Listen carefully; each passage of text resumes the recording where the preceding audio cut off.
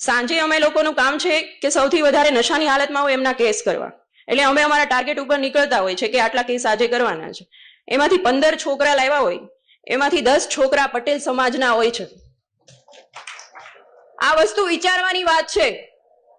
મને જોઈને બહુ દુઃખ થાય છે કે અને પછી તમે હાથ જોડો છો આવીને કે સાહેબ તમે તો પટેલ છો, તમે તો સમજો.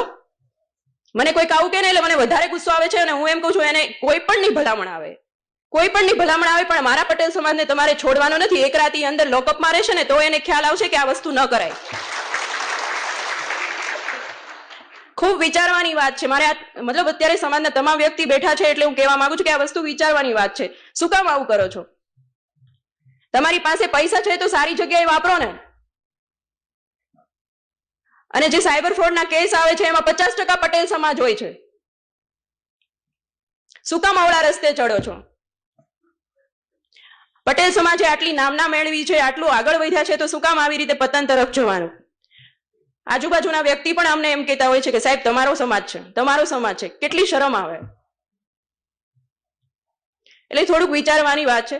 અને સ્ત્રી બાબતે તો મારે કંઈ કહેવાનું વધારે રહેતું નથી. સ્ત્રી એટલે વાત્સલ્ય, સ્ત્રી એટલે કરુણતા, અને સ્ત્રી એટલે મહાકાળી, અને સ્ત્રી એ જ મહાદુર્ગા.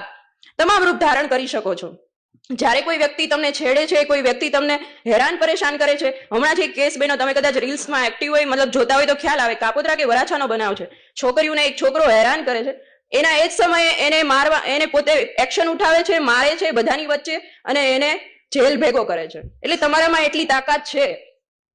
તમે કોઈક જગ્યાએ સ્થાન પર છો તો પણ સાથે આ વસ્તુ સુરક્ષિત રહેવાની પણ તમારામાં તાકાત છે. તમે પોતે એટલી તાકાત ધરાવો છો, તમારે બીજા કોઈની જરૂર શું કામ પડે?